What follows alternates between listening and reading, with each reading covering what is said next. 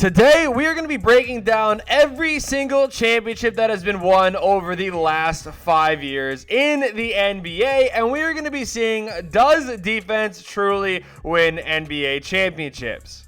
Starting off with the 2016-2017 Golden State Warriors, but also the 2017 and 2018 Warriors. The reason why I'm starting in 2017 is their defensive rating sat at number 2 in the NBA. It was their first year coming together, and overall, I feel like they wanted to show something more as a team. Going into 2018, I feel like the team was already set in stone, so they get a little bit of a pass on the defensive end. However, their offense was still just as good, but we are here to talk about defense. And moving on to the 2019 Toronto Raptors team. Defensively, this team was really good. You had guys like Danny Green, you had guys like Marc Gasol, Serge Ibaka, Kawhi Leonard, Kyle Lowry, and even Pascal Siakam having really solid years, finishing in top 5 in defense and in offense in this season to overall win the NBA championship. The 2020 season was definitely a weird one going into the NBA bubble. Every single team got a 3-month break.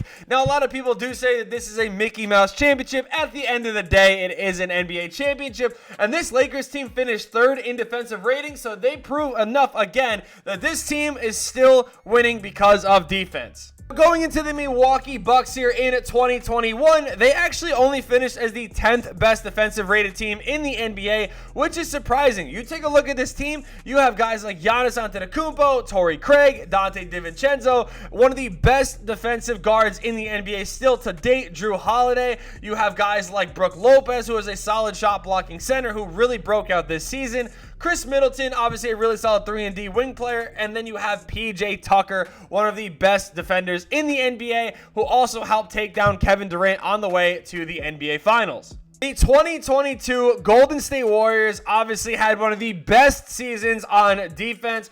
17th in offensive rating. However, they were tied for first with the Boston Celtics for the number 1 defensive rated team in the NBA. Now, this is obviously, if you take a look at this team, because of guys like Draymond Green, Iguodala, Jonathan Kuminga, Kevon Looney, and you guys had the addition of Gary Payton II, who was super solid. And also, you had Andrew Wiggins, who broke out as one of the best defenders in the NBA. But we're not done there. You also had Steph Curry show the world that he can play defense. He was rated a top 3 defensive guard in the entire season. He did go through some bad stretches, so that number may have dropped a little bit, but for a majority of that season, he was a top 3 defensive guard, and in the playoffs, he did not fall off. He still stayed as one of the best defensive guards in the NBA. So today we are going to be testing to see if a team of the best defenders in the NBA can not only win an NBA championship, but let's see how far they can go in the 82-0 challenge. I actually think this is going to be pretty solid. We have a list of a lot of players that kind of surprised me for being on this list.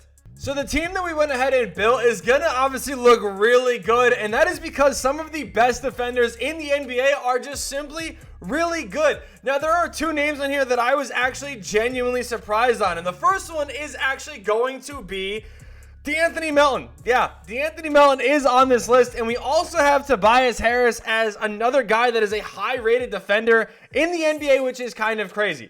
Now, I do have to explain a few things here. Obviously, Marcus Smart is on this team, and you guys can see by this list that Marcus Smart is actually not on this list. Now, primarily, this list has been dominated by centers, and I'm trying to keep the positions as realistic as possible because unless we're going to start running Giannis or like Claxton at point guard, it just doesn't seem all that realistic. So I kind of made some switches. I did put Smart in this team instead of having like a guy like Donovan Mitchell on this team. And I did take Tobias Harris over KD. I understand those guys are rated a little bit higher, but I want this to be at least somewhat of a challenge. And I feel like if I put KD on this team, like KD would be our 6th man.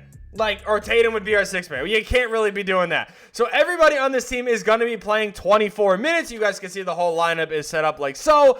So let's go ahead and see what this team can do. Now, what I'm going to do to make this a little bit more challenging, and just because I feel like this team is obviously going to be insanely good, we're going to go to the simulator difficulty and we're going to turn this all the way up. We're going to crank these up to 100. We're going to make this as hard as possible for this team. And the reason why is because, like I said, this team is already so good that, like, I feel like it'd be kind of easy. So I want to give them a little bit of a challenge here and see maybe then if this team can win a championship. So without further ado, let's go ahead and find out if defense can really win an NBA championship. Okay, the first week not starting out too good. We already went 1-2, so the 82-0 challenge is gone just like that. So maybe the difficulty is a little bit harder than I kind of may have given them a little bit more credit.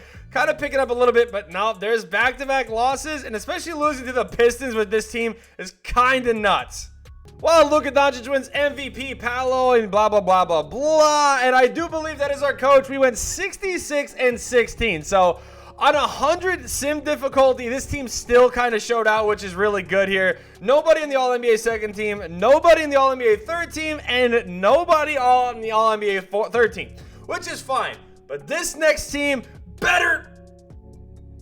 We didn't get a single player on either of the all-defensive teams. That is actually kind of crazy. So the team that was supposed to be the best defense in the NBA still did not do anything all that crazy, which is kind of wild. Points per game, though, Embiid and Tobias Harris led the way for us, so maybe the Sixers, maybe this is just the Sixers team overall.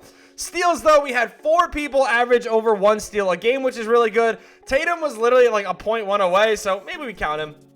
Blocks, we had 3 people average over a block, which is really good as well. Not too bad, not too bad. I do believe there is a defensive, I do believe there is a defensive rating. So points per game, Drew gave up the most. Who was our best defender, though? So Mobley was technically our best defender, and then it was Claxton, and then Embiid. So a lot of our big guys obviously shutting things down in the paint, which is not bad at all. NBA standings, if we were not the best defensive team, we were not the best defensive team. I mean, it had to have been because of obviously that sim difficulty or whatever, but we are currently on a 17-game winning streak with an average point differential of 11.5, which is not bad at all. And we did go, like I said, 66-16. So not bad. Going up against the Bucks in round 1, and we lose game 1. Bro, what is good? Like, yo, they are mad that we took Giannis. Like, thank you, team. Let's go. Somebody, thank you, Giannis. Damn, show out, bud. We need somebody to show out. Thank you. Start winning some games here. My God. Like, DeAnthony Melton's our second leading scorer. What are we doing here? Like, there we go. Now people are starting to pick it up a little bit. So after losing game 1, we go ahead and basically reverse sweep them, so I will take that. We do take game 1 against the Bulls. Mobley with a big game. I like to see that. We do win game 2, which is always good, led by Jason Tatum. We do win game 3, led by Giannis. Obviously, like, this is how dominant I feel like this team should be. I don't know what we're doing here, kind of getting smacked around, but we do take game 1 against the Miami Heat. This one should be a sweep. I don't even think we touched the Miami Heat, and this team, yeah. We're going to go to the finals here, which is not bad at all. Going up against the New Orleans Pelicans, we do take game number 1, led by Evan Mobley. They do take game 2, so we are not going to be sweeping them here. Giannis drops a triple-double. CJ with 45, Ingram with 35. Zion didn't even have a good game, and we ended up losing. That is nuts. We did take game 3, though, which is good. Valanciunas fighting, but Embiid is better. We do take game number 4. CJ's doing his thing, but again, this team is just really good. Like, I mean, okay, a lot of rebounding. I like that. I like that. Can we win the chip? And we do. So maybe defense does win NBA championships.